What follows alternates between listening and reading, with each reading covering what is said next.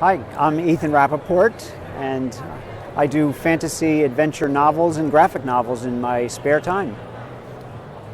What is your latest book? My latest novel is called Voices from Below, and it's the seventh in my series. It's also the final book in a trilogy with a certain set of characters from my series. And the first book of that trilogy I am now converting into a graphic novel with Sal Del Greco. What is it about?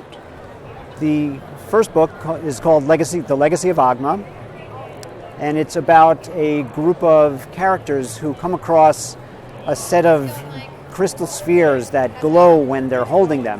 And these spheres, they eventually determine they're a map to a treasure, and unfortunately the treasure's not exactly what the characters expect, and they have to deal with the, consequences of that, of digging up something that maybe shouldn't have been dug up in the first place. Why did you start writing? Well, I've always loved reading sci-fi and fantasy ever since I was a child.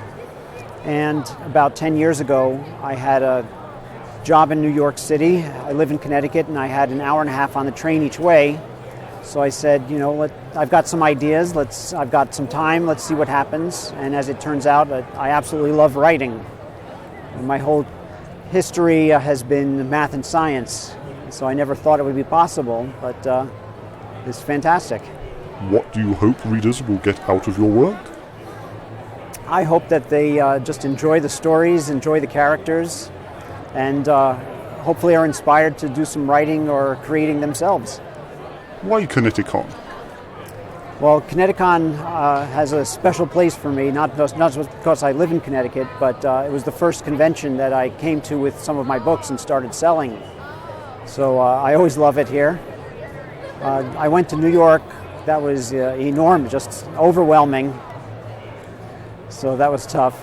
But I do love coming to ConnectiCon every year now. Well, thank you very much.